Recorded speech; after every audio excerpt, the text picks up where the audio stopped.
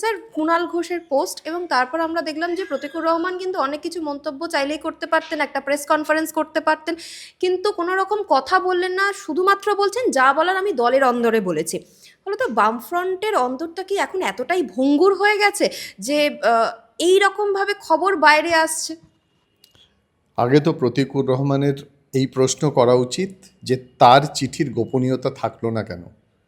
তিনি যে রাজনৈতিক দলটা, যে রাজনৈতিক বিশ্বাসে দল করেন, সেই বিশ্বাসটা কি থাকলো?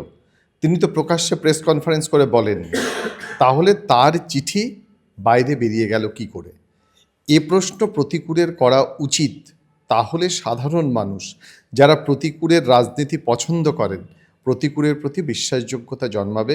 এবং সত্যি কথা বলতে কি, প্রতিকূল দীর্ঘদিন ধরে প্রতিবাদ করছিলেন বিভিন্ন বিষয়ে তার দলের যারা এলিট ছাত্রনেতা তাদের বিরুদ্ধে, এবং প্রশ্ন তুলেছিলেন। মতাদর্শগতভাবে বিরোধ ছিল, বিভিন্ন সময়ে আপোষ করার চেষ্টা করেছেন, কিন্তু শেষ পর্যন্ত না পেরে একজন তরুণ তুর্কি, যে ডায়মন্ড হারবারের মতো কেন্দ্রে গতবার নির্বাচনে লড়েছিলেন, তিনি সব পথ ছেড়ে দিলেন, কিন্তু অফিসিয়ালি বলছেন এখনও দল ছাড়েননি। আসলে যে কোনো কেউ দল ছাড়ার আগে প্রথমে তার পদগুলো ছাড়ে, আবার অনেকে ছেড়ে দিলেও পদ ছাড়ে না। কিন্তু যারা সত্যি রাজনীতিবিদ, তরুণ রাজনীতিবিদ, যার আদর্শ রয়েছে, বাম আদর্শ বুকে নিয়ে সে রাজনীতি করছে, সে কিন্তু সব পদ ছেড়ে দিয়েছে, এবং সে যে নির্মোহ সেটা প্রমাণ করার জন্যে এরপরে তার দল ছাড়ার সম্ভাবনা রয়েছে।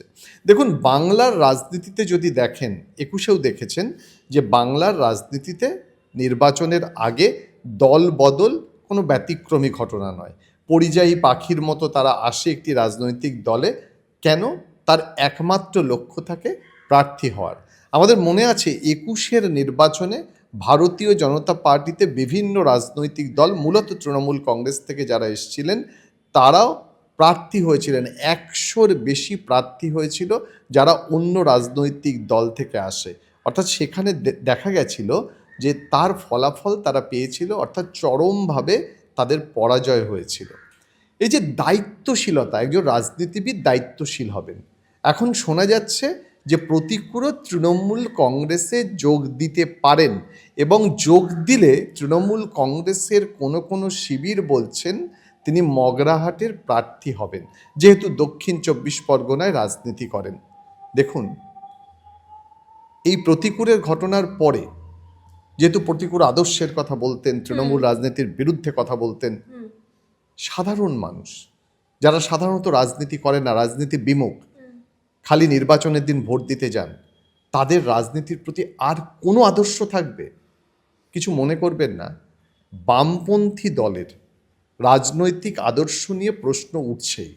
কারণ এটা এমন একটি রাজনৈতিক দল, একটা সময় তারা যখন বলতেন গলি গলি মে শোর হ্যায়, রাজীব গান্ধী চোর হ্যায়, রাজীব গান্ধীর বিরুদ্ধে সওয়াল করেছিলেন। তারপরে কিন্তু কংগ্রেসের সঙ্গে হাত ধরে নির্বাচনের লড়াই করেছেন এই বামেরা। কংগ্রেস এবার একা পথ হাঁটছে।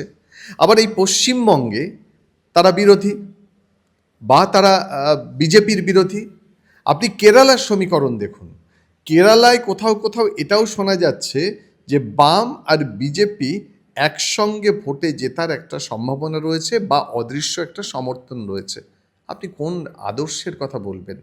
এখন আদর্শ নিয়ে কেউ বাম রাজনীতি করে?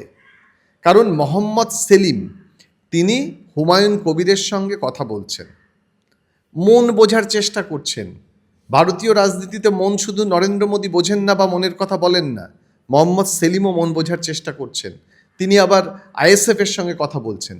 অর্থাৎ বাম রাজনীতি একটা ঘোলা জলের মধ্যে পড়েছে। এই মুহূর্তে দাঁড়িয়ে প্রতিকূলের মতো যারা তরুণ প্রতিভাবান, তাদের যদি কে দলে রাখতে হয়, তাহলে প্রতিকূলদের যে বক্তব্য, যে মন্তব্য, যে জেহাদ, সেগুলোকে গুরুত্ব দিতে হবে। রাজনীতির দলের ভিতর প্রতিকূল কিন্তু এখনও দলের বাইরে কোনো কথা বলেনি। আর এটা প্রতিকূলের প্রথম প্রশ্ন করা উচিত যে কি করে তার লেখা চিঠি দলকে দেওয়া সমাজ মাধ্যমে চলে এলো, কি করে সাধারণ মানুষের উপজীব্য হলো, কি করে সংবাদ মাধ্যমের উপজীব্য হলো। অর্থাৎ প্রতিকূল চলে গেলে বামেদের নির্বাচনের আসনের দিক থেকে খুব একটা ক্ষতি হবে কিনা জানি না, কিন্তু তাদের যে মানসিকতা, তাদের যে সংস্কৃতি, তাতে ধাক্কা লাগবে। এবং যদি সত্যিই প্রতিকূল সৃজন এরা তৃণমূল কংগ্রেসে যোগ দেয়, তাহলে তৃণমূল কংগ্রেসের একটা বড় প্রাপ্তি। কারণ এই ধরনের আদর্শবান তরুণ লড়াকু নেতা তৃণমূল কংগ্রেসে এলে আখেরে তৃণমূল কংগ্রেসেরই লাভ হবে।